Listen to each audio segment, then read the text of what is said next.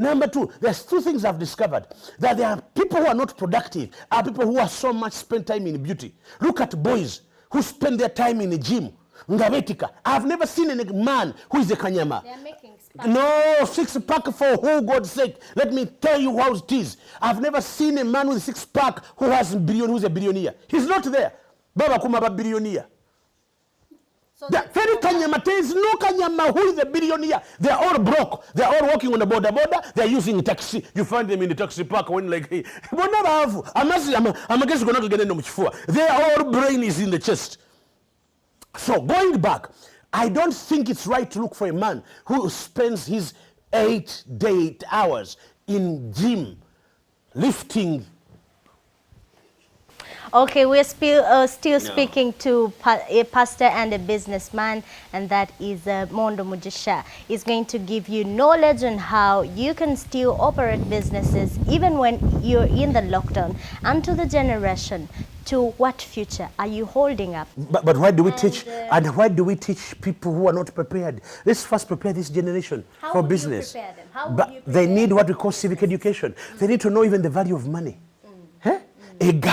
A girl, you look at a girl, God, I feel like crying.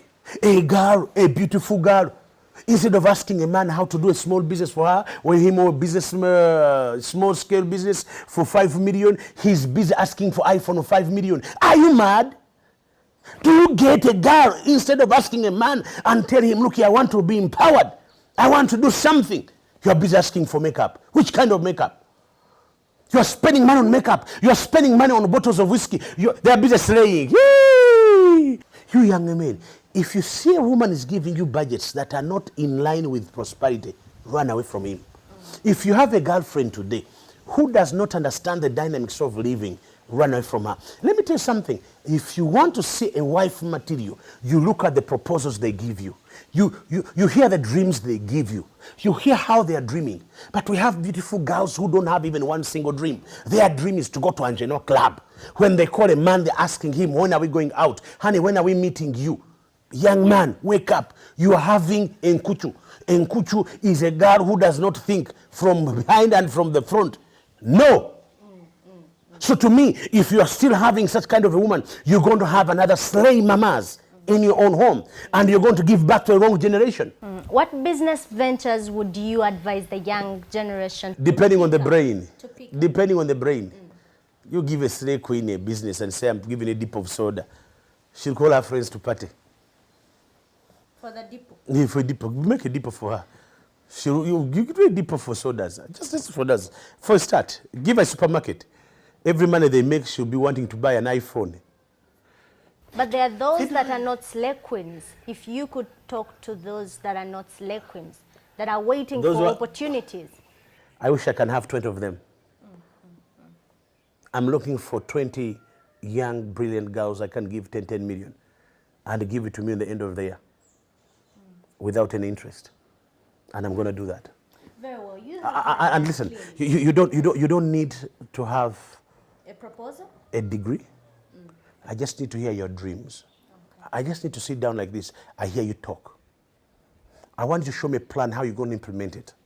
I want to give me 3 phases of implementation of your business. I'll know how to advise a pure businessman in working. But the biggest problem of Uganda is not how to make business, where to get money. The problem is that Uganda is the biggest. Do you know Uganda is the biggest? We are the 4th country that expends much. We spend so much on airtime. Someone calls, hello. Holi kuchi mwana gwe. Gudu wa mulabi. Panange. Walabi akaviri. 10,000. We do not need such kind of conversation. Come on, you can meet down and talk something constructive than talk about friends. Talk about kaviri. Talk about how Rita was putting on and what did she not put on. I'm talking about constructive ideas. You look at people who meet in these cafes, in restaurants.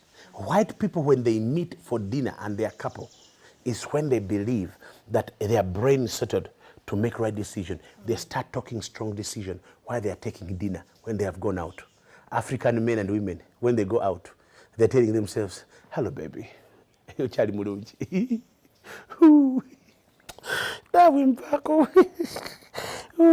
handsome too.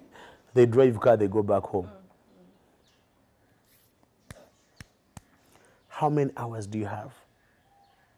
There's what we call business devotion. As a business person, how much time do you have for your business devotion? To think about what you're doing, about your business. I have a Bible devotion. I wake up in the morning, I read the Word of God, I pray, because that is my faith. That's my culture that I have to practice as a Christian. But you who is not even a Christian, you who is a Christian, or you who is a businessman, what are you doing to look into your business? People don't have even time to assess how much has gone out and how much is good coming in, how much they're spending. If your expenditure is higher than your business, what is next? Think about it. You're spending higher than what you're earning. You have a car of a loan. You have a house you are renting. You have a phone, it's consuming. Can't you cut some things off in order to live? That's what You can relate it to the people in the lockdown right now, for them to balance what they have at the The first thing I'm thinking that this lockdown is here to do a resetting. This lockdown is here to do a resetting. Do a resetting. Start thinking your expenditure. You men, how many girls do you have? Let me ask you. How much have you been spending on those girls? Go back into your budgets. Look at your expenditure. This is a time to start cutting down your expenditure, because after lockdown, a lot of things are going to happen. By the way, girls who are thinking that when lockdown comes out, men are going to look for you, they're not going to look for you. They have inherited the debts they have to pay for a whole year. So there's going to be another disconnection, because demand is going to be high than the supply. So lockdown is not going to affect us now only. It's going to affect us even after. And it's going to be hurting you more when a man can be able to come and doesn't come to you, to your rescue. So, or vice versa. Number two, this is a time when God has given men who are married time to bond with their families. Why do we have now violent cases in our family today? There are over 1,000 of them in the country. Do you know why? People got married themselves when they don't know. They don't know that they're getting married. Rita, come together. How are you, baby? Tomorrow you meet, you call me darling. Another you call me honey. Another day you call me sugar. Then the reality comes in. When you have to wake up in the morning, you come in the evening, you come. You come daytime, you find her sleeping. You see, this is the man I married with. What happened? No mutunulia na wewe tegeza dogati. Quarantine juveko. Usanga omwalo omulungi taliko makeup. Ngaye basi. Ngeno mulanga afruta linge kimoroka kyentalo. Tuga ni slay queen abadde ki. Alinge kimoroka kya fuso. Tuga ni kino kiki. Ogera tunula ku nga slay queen wo. Yo, that's your slay queen. Hati reality. Tugamba wakina ndifunzeko ne Robina. Nayo no Rita nga afruta. You're coming to reality. Number two, you begin to see people when they don't have money. When many men are used to have money and they don't have money, they're annoyed, they are crazy, they can't have that, they can't even believe it, that they cannot provide for their homes. Is that the same with Many dynamics are that, yes. And of course, when men are broke, are angry. There's nothing bad as a broke man. He's like a lion looking for what to eat.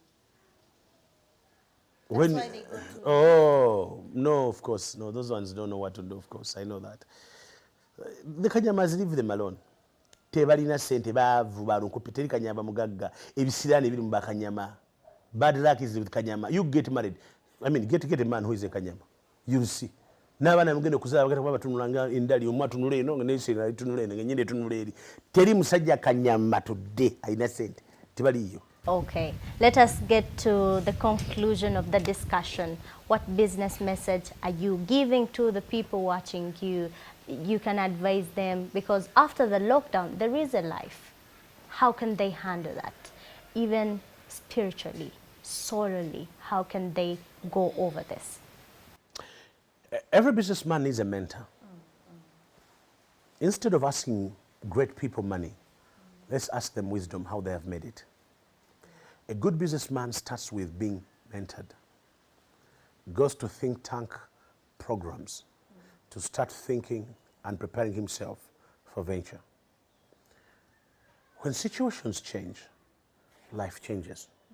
Dynamics changes. Our income is going to change. My point is here. If you've been bringing in 20 million, expect that you're going to start from 2 million when you started from. So are you ready to adjust to grow again? Are you really ready to understand that there's a new normal that has come in? Mama, maybe bali bakulekaza akameza mtwalo, but do you believe that now things are going to change? It's going to be 10,000 or 5,000. So you must be ready for new normal. Then when you go to our people who are manufacturers, they have to start putting up systems where they're going to start not paying cash. Because cash is going to be scarce. How do we give our people money, things, and then get money, get payback? Then after that, of course, businessmen who have been going to China are the most going to be affected, because it's not going to be easy now. Because China is manufacturing today, but the world is scared about China. So going back to think about how do we help our people to start thinking, sourcing from other places than China or outside the world. But let's go back. The real businessman is going to be a person who's in agriculture, who is in agricultural production, like commercial, as I am in. People who can say we're going to lay birds, we're going to put up cattle keeping, we're going to plant food, we're going to do pure agriculture in its wholeness. So to me, that's why I'm thinking that anybody who's going to venture today, as you're waiting to go to China, start resetting. What do I get that can bring me? Small, small. Let's do Chinese way, or sorry, French way of doing business. Let me get small profit, but if they go many, I'll get exactly the profit I want. We must start rethinking and reorganizing our future. Again, to leaders, we must prepare our generation. We must prepare our children. We must prepare our homes. We must teach our children that there is future, and future is earned. It is not given. Future is earned, but not given. To you rich people, ministers, businessmen, and other people, start teaching your children the practical ways where you started from. You're not denying them a future. You're giving them a future. You're not making them suffer. You're giving them exactly who they're supposed to be. Give them your story, where you started from. Tell them who you are, where you are from, how you are, and take them practically to see that. They will change, and you change your future, and you change their future and the next generation. If we don't do this, we're going to have slave queens who are beautiful, but who cannot run a shop, who cannot run even a small shop on the village, who cannot run even a single business. We're going to have people who are going to invest into slaying than understanding the dynamics of life. So for me, it's a preparation of a generation, it's civic education. And to the government, let's have civic education. Let's do empowerment for the young generation. One of the things I want to ask the First Lady of the Republic of Uganda, Mama Janet, I want to ask you humbly that I'm ready to walk and work with you in schools by teaching their children to identify their virtue of working beyond education. Education gives you knowledge, but doesn't give you wisdom, because wisdom is a nature instinct that comes out of a man to be productive beyond of what he learned. So I want to go schools. One of my things I want to preach to now are schools, secondary school, teaching them self-esteem, telling that young girl, you don't need to be like your elder sister, who has ended up slaying up to 40 and 30, and today she's a slay mama. She has children with different fathers. You can have a home, you can have a family, you can have a dignity, and you can work. You can come from your home and go to your office, and you can be a mother and a businesswoman or a person with professionalism. And I'm ready to make sure career guidance program is going to be so powerful. I'm part of it. I'm trying to say I can inject my brain in it, but we must teach our children that it's not only about money, it's not about finances, It's not about the things we see, it's how we earn them and when we earn them. Very well. Thank you so much. And it was a pleasure hosting you, and thank you for the advice to both the youth, government, leaders you have had. And we hope you're going to implement the advice given to you. Thank you for watching. You can get the conversation, in case you missed it, on our social media platforms.